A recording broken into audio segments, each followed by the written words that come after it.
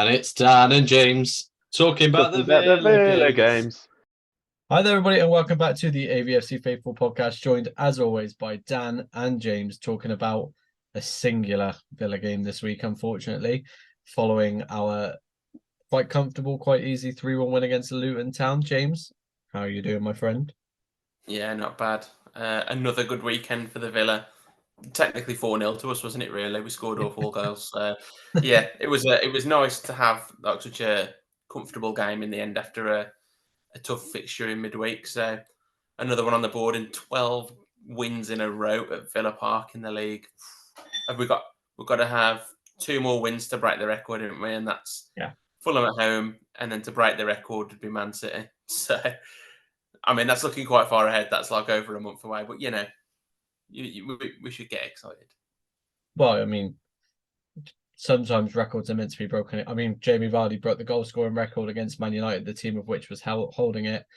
You know, of all teams to beat for that record, it feels like Man City at home would be the one. Because I mean, I see there's a Bet365 put out today where 66-1 to go the whole of the season unbeaten at home, which I'll be honest, it's not the worst odds in the world. I saw it and I thought maybe I didn't, because I captained Ollie Watkins this weekend and he returned with nothing. So it's clear to see I have got jinx in power somewhere within me, not too much, but it's been a good 7 days, hasn't it?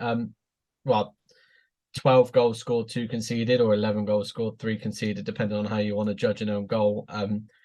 That was it was an, you know, where you get like the Lockyer own goal, for example. That's an own goal, you know. It was going in anyway. If he didn't hit it, then Ollie Watkins is tapping it in. Our own goal was a proper own. Like, we even do own goals right. Like, that's how you want it. Like, if you're gonna get an OG, mate, how else do you want it? You want Ezri Konsa smacking it against his own crossbar and hitting Emi Martinez on the way in as well. I mean, what a way to lose your clean sheet bonus for your week, eh? He must be fuming, Emmy. You could see in his face when it happened. He's like, "Why? Just why?" Yeah. I mean, you could see what Konsa was trying to do.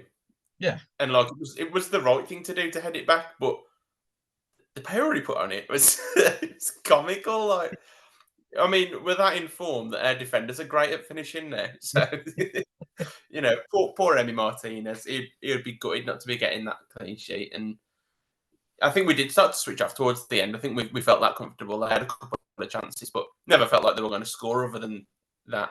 It's weird, isn't it, at the moment? Like, teams seem to be scoring. Like, the goals that they score is either like a great goal like the Alkmaar one, or a deflected goal like West Ham, or us making an absolute mess of a clearance. Yeah, it's just one of those. We're just entertaining team at the moment, aren't we? Scoring goals, and that clean sheet will come again soon. Yeah, I mean, I think we're destined to be a very entertaining team this season, aren't we? And, you know, like we said, previewing the game as well, we were like, this could be one of those games where you take a 2-goal lead and then you just breeze out the rest of the 60 minutes or whatever. And it looked like Villa were going to do that until we kind of got bored. My brother-in-law actually said, literally as soon as it went in, he just turned around and went, Southgate's excuse straight away. Yeah, it is really. I mean, that's the only thing Ezri Konsa's done wrong in about, God, it's probably on 12 months nearly now. You know, he's just been. I think he deserves it, to be honest. He deserves a goal.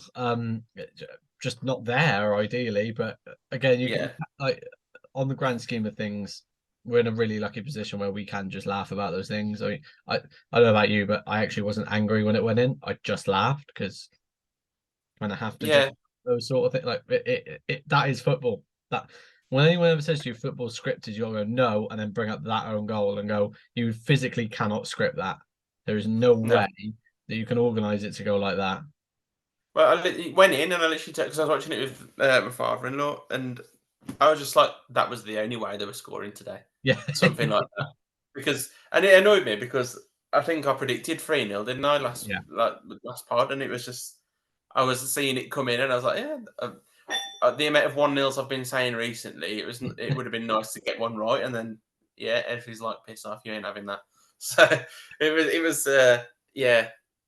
just a really good game. I think when you think about Luton, and how they're going to want to try and restrict you. It's quite interesting how there was a couple of direct balls that got us in behind, wasn't it? We managed to drag teams up the pitch onto us, and then you got Watkins and Diaby and even Cash who can make those runs in behind. It's just honestly the variation in their play. It's so exciting, like so entertaining. You can try and stop us one way, and we'll go a different way.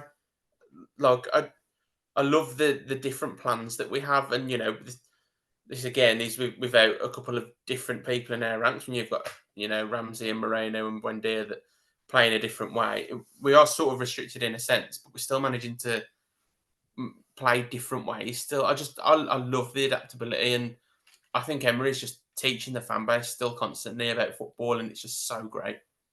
Yeah, well, I mean, when we were watching the game, it got to 2-0, and we sat there and regarded it, and we were like, right, because we was the same old thing that tends to happen with us at home at the moment, where we just stood on the ball and waiting, because obviously we're hoping that they press out so we can keep playing, like you said, that diagonal ball we were playing out to Cash and Diaby on the right that was working throughout the whole of the first half. And then it was the fact that as soon as Andy, one of the guys I've always watched Villa with, he literally turned to and said they're just waiting for them to press out so we can play it behind. Next thing you know, Kamara's got the ball and fizzes it in from the halfway line pretty much, straight in behind, and Diaby gets it, taps it through, and Lockyer puts it in his own net. And like you said there, it's the same sort of avenue of playing it in behind, but we didn't even have to make them press out. We pressed them because we were like, right, well, we fancy bagging another one. Diaby was on it, and he was. I have to say because he's obviously had a couple of slower games based probably by his own standards since his injury.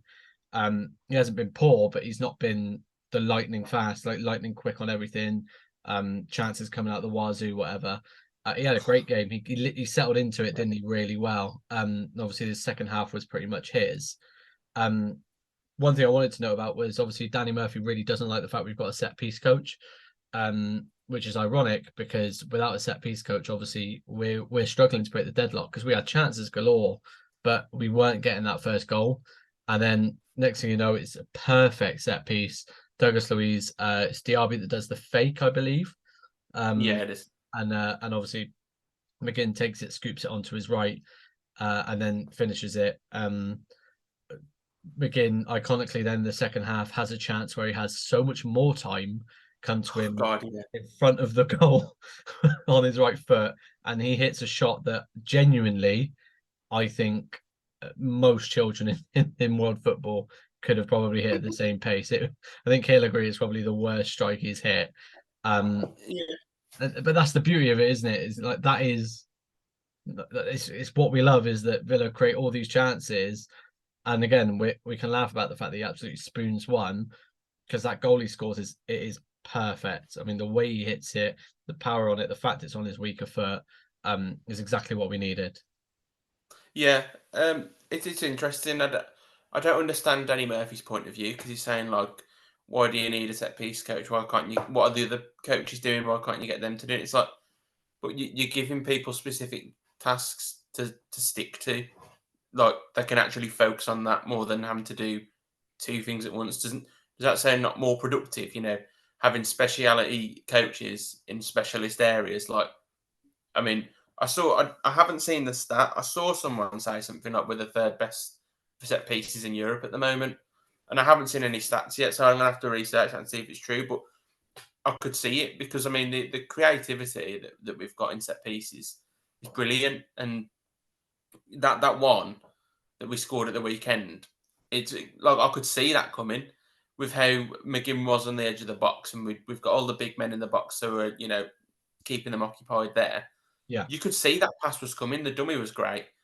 I guarantee that was meant to be hit first time, but when he's given that much room on the edge of the box, it's a beautiful feint and a lovely right-footed finish. But yeah, I can't see how there'd be a downside to having a set piece coach. No, it doesn't make sense. It's like saying, oh, here's a whole restaurant. We're only going to have one person to work in it. It's a chef, and he's going to cook the food, bring it out, do your bill, make your drinks, and then seat you to your tables and take you out. Like, of course, you're going to delegate. I mean, clubs have set piece coaches, whether they advertise them or not, and whether they're out on the pitch or not. Every club has got someone behind the scenes that is dedicated to that role. It's clubs that don't have that become the least effective to have them. I'm trying to find the stats actually for the best, because it all comes out with like the best corner teams, for example. Yeah. And there was ones about like the least effective. And I think a couple of years ago we were the least effective. Yeah, we were really good. But I mean, on top of that, we're still top scorers in the Premier League, with Man City just overtaking that in the last game of last season. Last game last night. Oh, Did they overtake? Because I thought we were level. No, we're still top. We are 26 goals this season, level with Newcastle.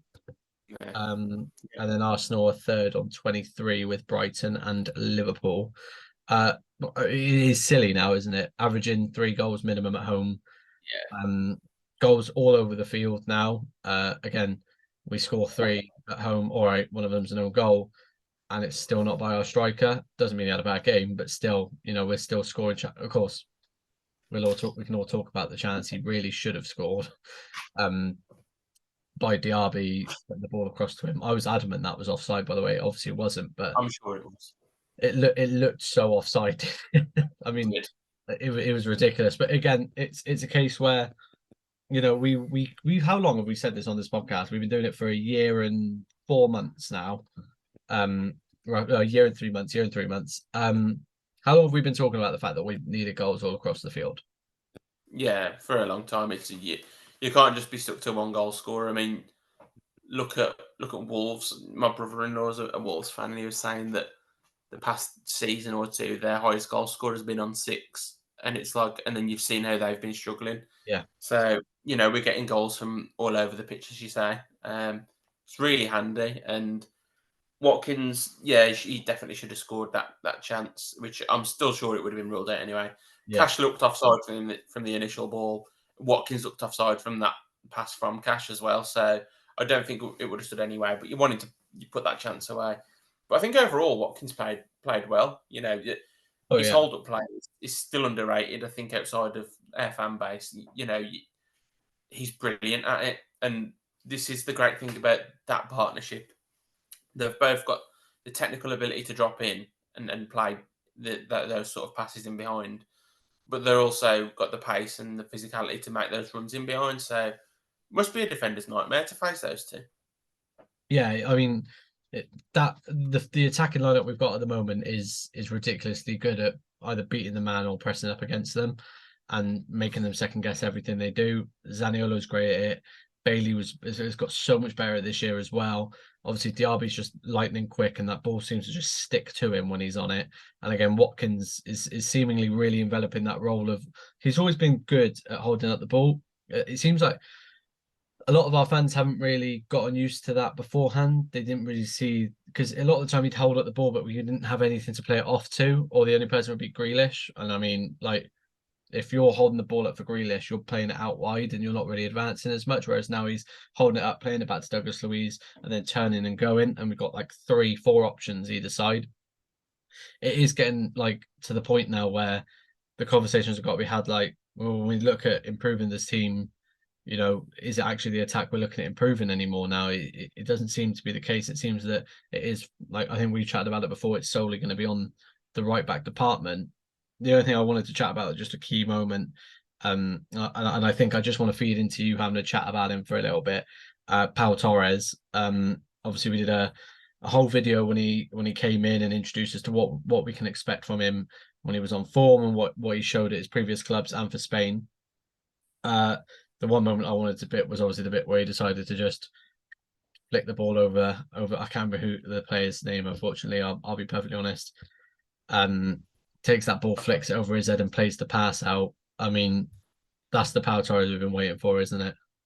It is. That's Pau with confidence now. He's settling into the team, like exactly what I tweeted. I think it was yesterday, that he looks settled now. He looks like he's used to the league. I think he looks like a yard quicker. I had a couple of replies saying, I don't think he looks quicker, and it's like, I'm not saying he's looking rapid, but I think his anticipation has helped him. He looks like he's reading the game, he's giving him an extra yard of pace. There's a couple of moments yesterday where he'd already set off because he could see that the ball was about to go in behind, and that makes a world of difference when you're not the quickest defender. Yeah, you need that anticipation. But yeah, he played a couple of lovely passes in behind, like the one to Lucas Digne that was just short of Watkins in the centre. Then he's looking really good and solid, and I think he was quite high in aerial battles this week. I've seen the tweet from the Other 14 Twitter page, and I think there was 7 aerial duels that he contested, and he won 5 of them, which isn't bad for someone that was apparently shocking in the air, which we had quite a lot of. I think he's getting to the point, that he's going to keep improving, and then when Mings is back, you think, what's the dynamic going to be? Because Pau's got the shirt now, undoubtedly, because he's playing. That's how it is. Whether that was how it was going to pan out completely, who knows? But this is the way it is now, and you could say, obviously Torres seemed like he was the succession plan to Mings long term anyway, but it would have been nice to have them both for this season. But it will be hard for Mings to get straight back in, and that's me as a big Mings fan, that I think we still miss his organisation and leadership still quite often. But considering he was such a massive integral part to the team, we've settled pretty well without him now. The tests are going to be against the really top teams soon, but I honestly can't wait for those games. I think, if we could come out of that week when we play Arsenal and City back to back, if we could come out with that with 3 points, I'd be really happy with that, to be honest.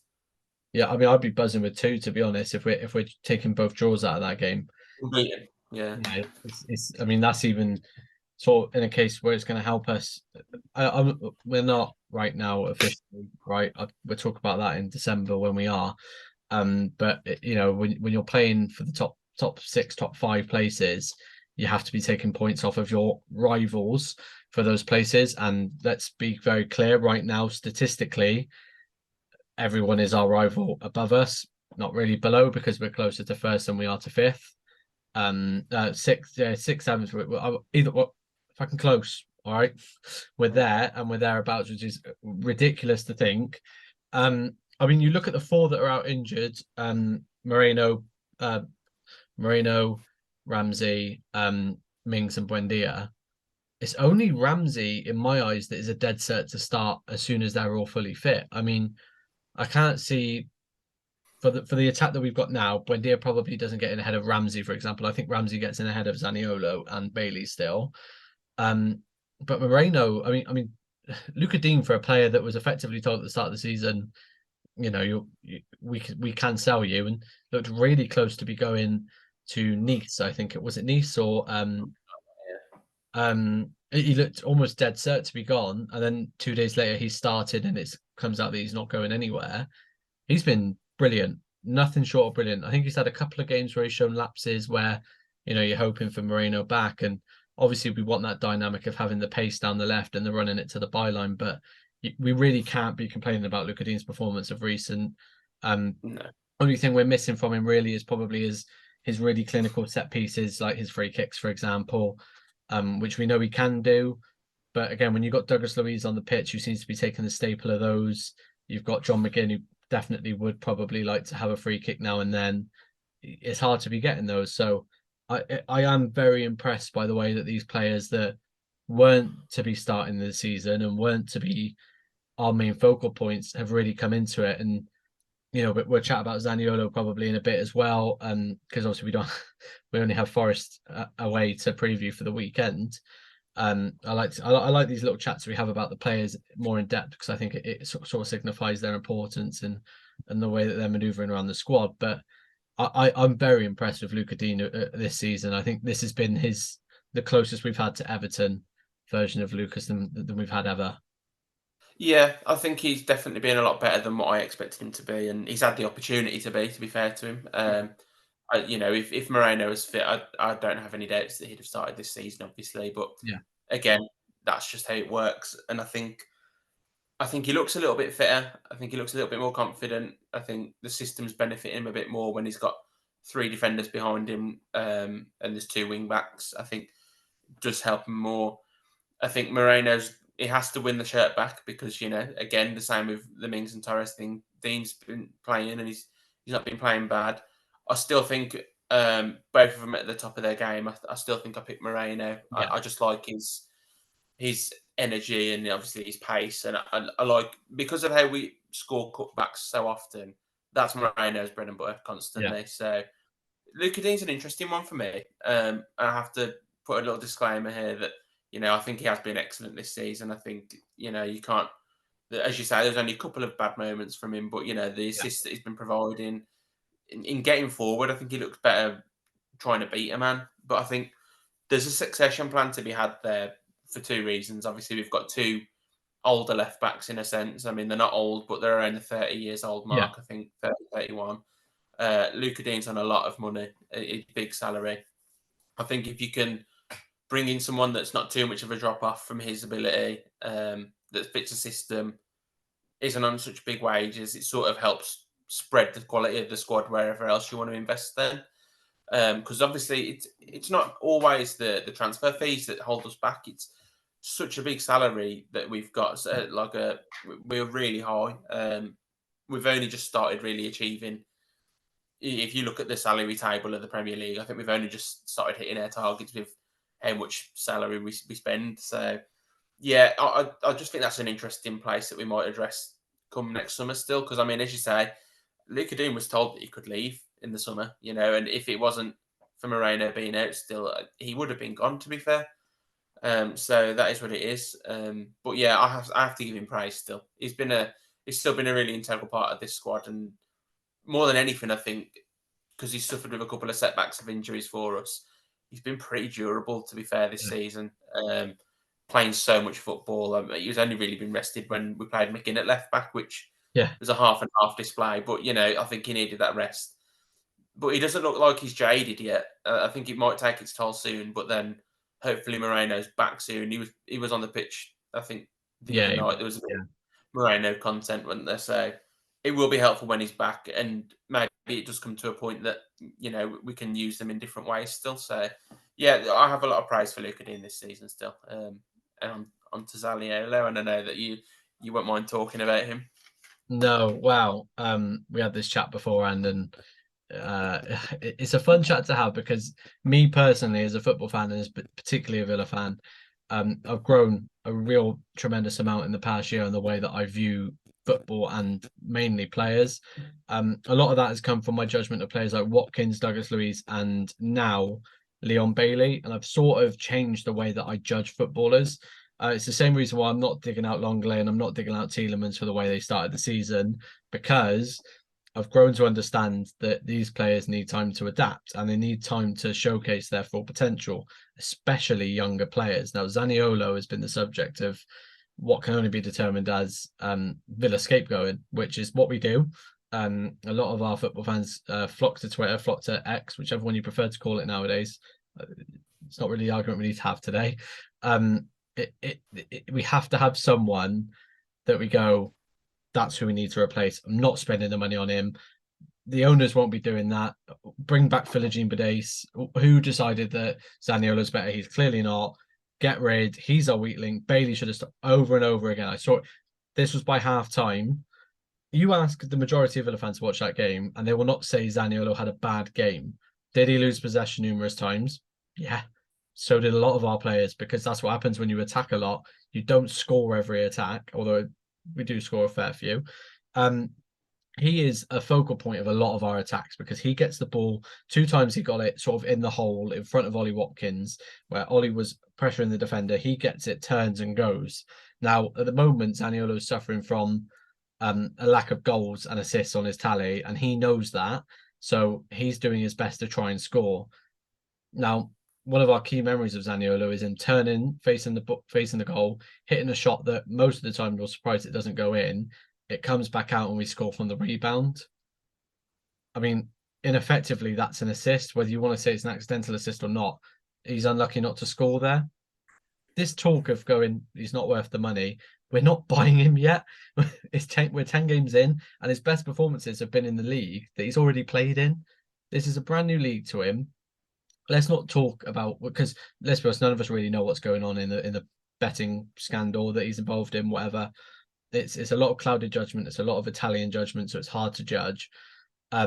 he's not your standard, like, it's not like we've gone out and bought James Ward-Prowse and he's not performing.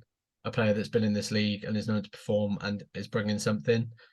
He's a young lad and he's suffered from so many injuries in the past. This is probably the most competitive and tough physically and competitive and continuous football he's played for quite a while. So I just think, just chill out. We don't have to have something wrong. I know we feel like we need to, but it feels like he is the one where, because as soon as it's not him, it'll be back to Cash, or it'll be Konsa's not performing, or Lucas Digne, or it will be Ollie again. And surely we've got to get to this point now where we look at Diaby and we're judging everyone off him. That's ridiculous, because Diaby is he's one of the best in his position in Europe. He is. We weren't the only club that wanted him. There's a reason why he was scouted who he is. He's a young lad and he's got it all about him. But I just think it's getting silly now. I can't. It was the only one I can avoid most of it, but I just can't get my head around us writing off a bloke before Christmas. It does. I don't get it. It always doesn't surprise me, because it's the same with Bailey. That they're players that want to try and commit a player. They're going to face the man up. They're going to try and beat him. I think what it is people aren't used to him. He's so unique in the fact that he's almost a bit of a brute because his size and his physicality. He's quicker than we realise. I think if you give him a chance to run into space down a wing, you'd see that. Don't forget, he basically created that goal, Douglas Luiz, his goal against West Ham, committing the man and then cutting it back. As you say, he took the shot against Legia Warsaw that ended up in a goal. And the Luton game in the weekend, he had 3 good chances within the first 15, 20 minutes. And there weren't goals, but that's a threat. That's something that the other team is then going to be thinking about. He's in the right areas constantly. And it was only a good save from Kaminski that really stopped him from scoring. I think his third chance, his first one that was laid off by Ollie, he should score, but I also think that Watkins didn't need to put it in the air. I think it would just needed a layoff. The technique's much harder when you've got a side foot volley so unlucky, and also probably should score still. But he's having such a big impact on the team, and Emery obviously feels that because he starts him pretty much week in, week out. And he did get taken off at half time, but I think it was a smart decision at the time. It doesn't mean that Zaniolo's shit or anything. He's having a good impact on the game. I think fans will get used to it and realise. I mean, let's take the McGinn case study if you want to look at numbers. Last season, we saw how much improved he was after Emery came in that position, that drifting in position. It took him ages to score a goal under Emery, didn't it? It was only the Chelsea game. So, it's not always about the numbers. We are saying that we want goals spread around the team, but we have got that. It's the positional sense of a lot of the players at times and how you drag the team about. It's like an inverted fullback. Yeah. How Zinchenko steps into midfield, and sometimes I saw he was talking to Neville months ago, and he said, like, if I drift in and the player follows me and I've opened up that passing lane, I don't get the ball, but my job's done. You know what I mean? Like, they're part of a tactical system, and it's not always about getting the ball, having the ball, creating and scoring. Your place on the pitch has an effect in general, and that's what Zaniolo's doing at the moment. And I have no doubt the goals and assists will come, because he's a very, very talented player. And as I say, really unique when you've got such a big lad that's so technical like that. So his goal's coming soon. Sunday would be nice for him, get the fans off his back a little bit. Well, not all the fans, but the select few that do like to have a little whinge. Yeah, I'll be interested to see who is next in the firing line as soon as he does score, because I think the majority of Villa fans are under the same impression. The second he scores, it's just going to keep coming. He just needs that first one. And we're so upset. It's probably going to be a terrible goal, like one that you look back and go, like, it comes off of his ass or something and goes in, and that's how it will start, because it always does, because his chances have been so good. Like, he's had some really good shots that he's been so unlucky not to score from, that it means he has to score an ass one, which is fine because it goes in. It's strange. I mean, we're in that position now where obviously so many of us are looking for flaws and so many of us looking for gaps that, that if you look hard enough, you'll find something. And, there's one little thing I wanted to chat about, and it is linked to Jaden Philogene-Badace. Obviously scored a brilliant goal for Hull on Saturday, didn't he? Lots of conversation going on around him. Obviously, it was a mistake to sell him, yada yada yada. Obviously, we were under the impression that he would feature this year, and obviously we were both quite big fans of his. But again, we kind of agreed with the fact that we balanced the books with FFP, and we've got a buyback clause now. I got a little bit of not stick, but comments from Hull fans, because I said, I wouldn't be surprised if if he continues in great form, that you see him come back in in January or in June, for example. January is probably a bit too soon to he'd have to have a very, very, very, very, very good 6 months for him to be brought back. And they were like, no, can't happen, because you can only buy him back if we're in the same league, and you only get first refusal if someone outbids you. You don't get that. Now, if that is the case, it's the worst orchestrated buyback clause in the history of football. Not totally believing Hull's, I think it was his vice chairman that said it.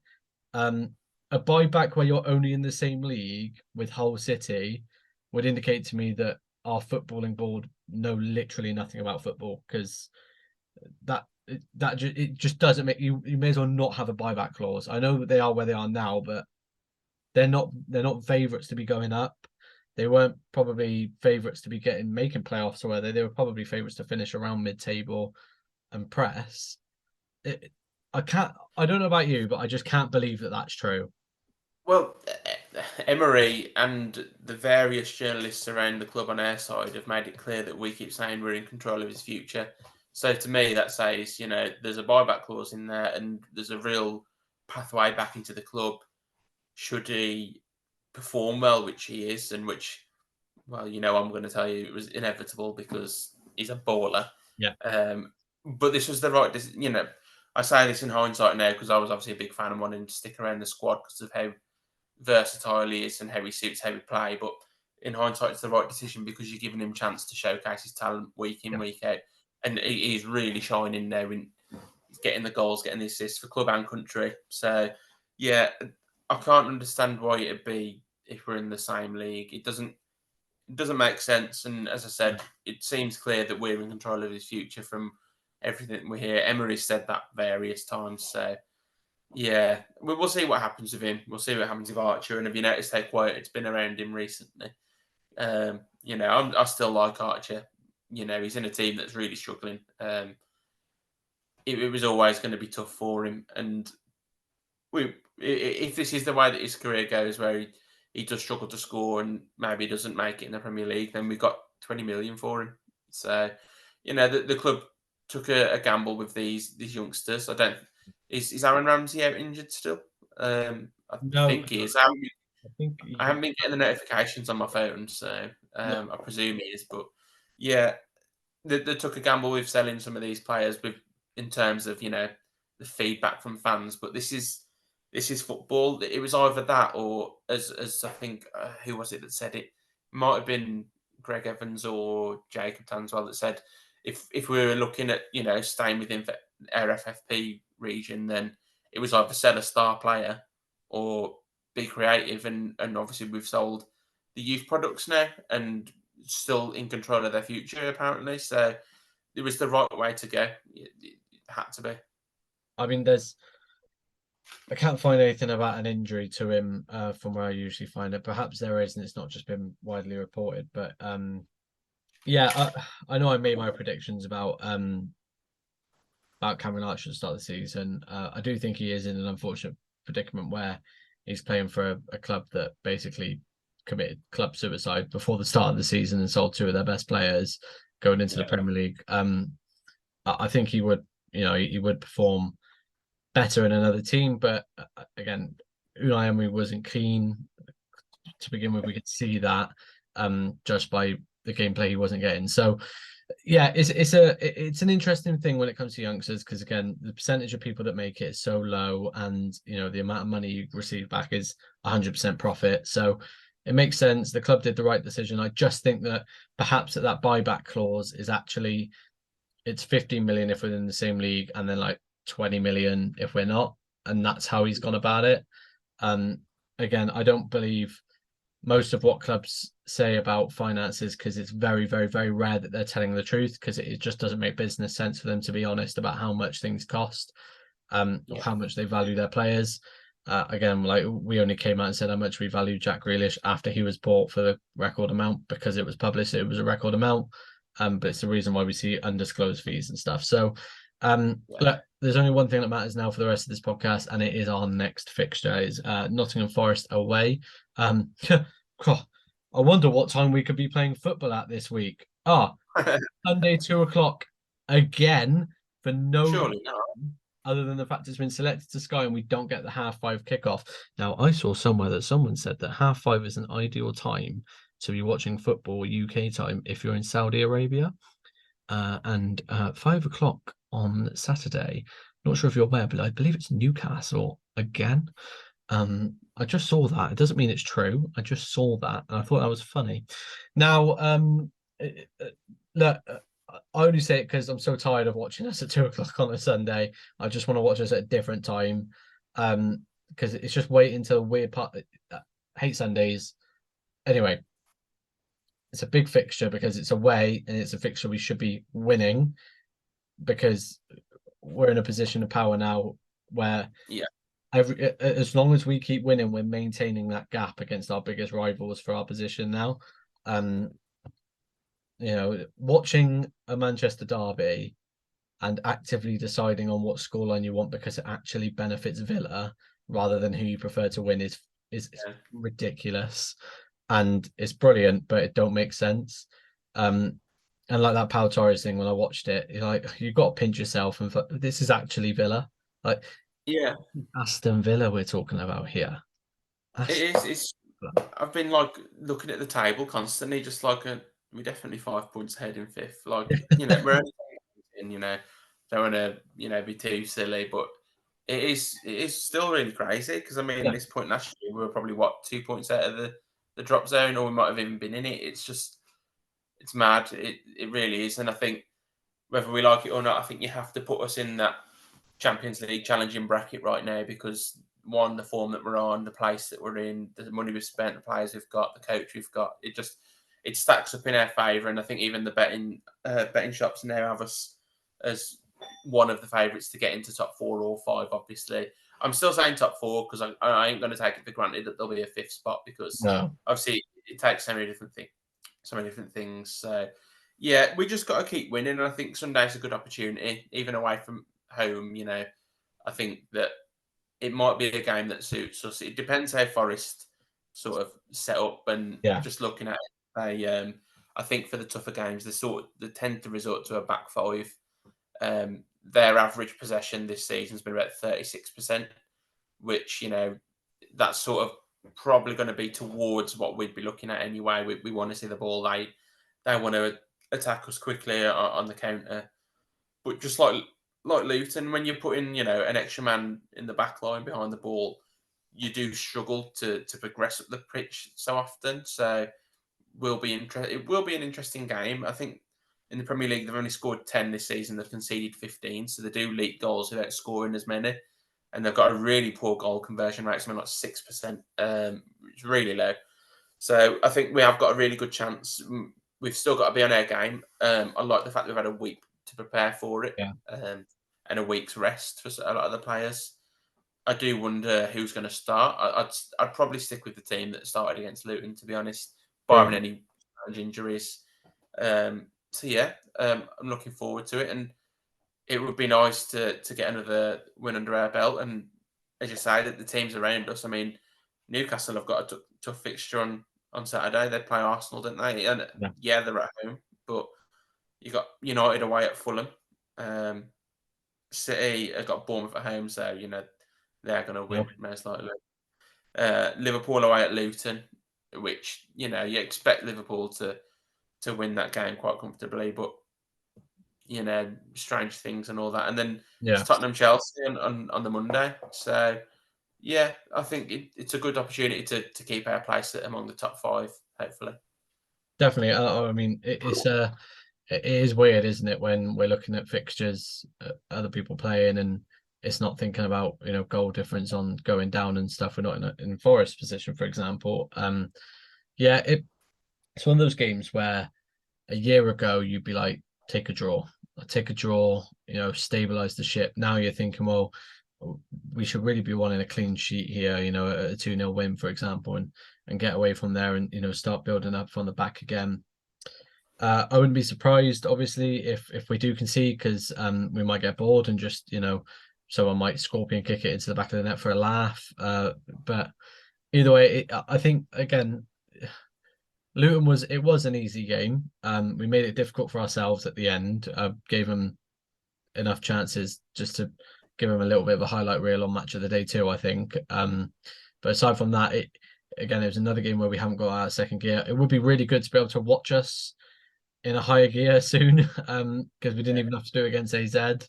And West Ham, we were out of it for about 20 minutes after we conceded, and then we went back.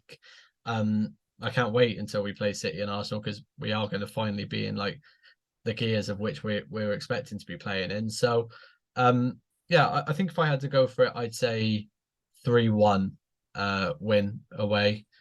Again, I think Forest, I think they're going to be another one of those teams that benefit from the fact that there are worse teams in the league than them, at least 3 worse teams in the league. That's probably going to keep them up. And yeah, I'm excited because we're watching Villa again. Again, you said before recording it, it's weird not having us on midweek. Sort of feels a bit like we're missing out. But yeah, 3-1 I'm going for. I'm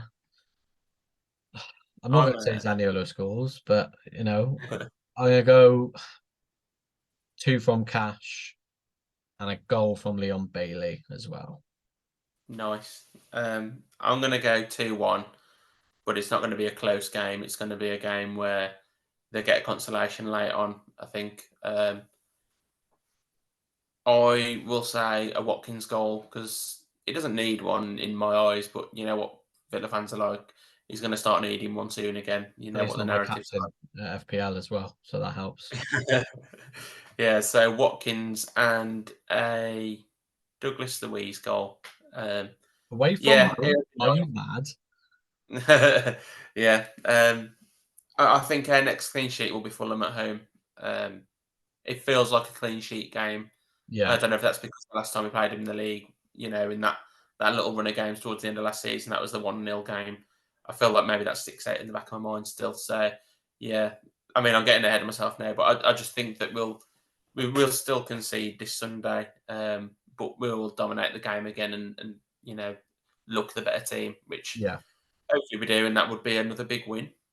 Definitely, and it will, there's a possibility that could put us into the top 4. Most likely, it'll probably just keep us where we are, but keeping pace. It's exciting times, and it is just it's still every week is still a pinch yourself moment being a Villa fan at the moment, I think, and so much quality on the pitch, quality off the pitch. Obviously, there's little things people would change: the badge, the kits, whatever, the prices. Fuck that, we're fucking brilliant. So we're shit hot, we're winning the league. That's all I can think about for the rest of this episode now. Claret and Blue Ribbons getting on that trophy, and we'll be capturing old big ears next year as well. That'd be lovely. Yeah, wouldn't it? Might pop to the open top, it just depends. Might get bored of the old bus parades after next year, who knows? Beautiful stuff. Well, as always, if you've enjoyed this week's episode, make sure to leave a like, smash the subscribe button, and fondle the bell to make sure that you never miss another episode. Obviously, if you do get a chance, make sure you share the podcast around. We were chatting beforehand. Me and James do this.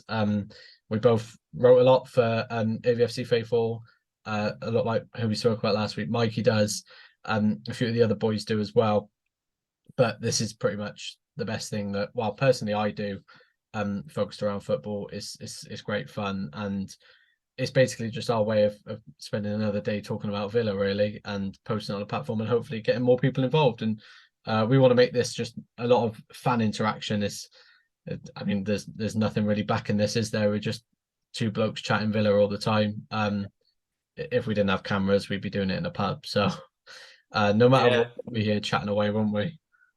Yeah, 100%, and I'm excited because we won't, give away what it is. But in a few weeks' time, we'll have a really nice guest on, which will be really fun. I think Villa fans will like it. So, yeah, it's just, I always enjoy speaking about Villa, but at the moment, it's great, isn't it?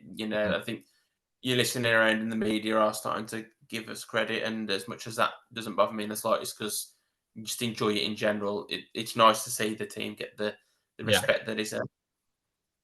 Definitely. And well, it's a weird time. I envy the people that are going to score now as Villa fans, because I was dealing with it when we were getting relegated, and now they're getting it, and it one of the most informed teams of the Premier League, second only to Man City. So enjoy it, because this is this feels like a new phase for us as a club, doesn't it? And it just feels like a real bright period. So look, it's been fantastic again. We'll be back next week. Good luck getting James on a podcast next Monday when Football Manager 24 releases. I've been thinking about it. I've written on the calendar, unlikely. I'll stream as well as playing at the same time. Well, I can't wait personally. It might be both of us. We might have to just play Football Manager and release that as a podcast instead, to be fair, because I would. Yeah. Just translate through the medium of football transfers on there. But yeah, until next week, up the Villa.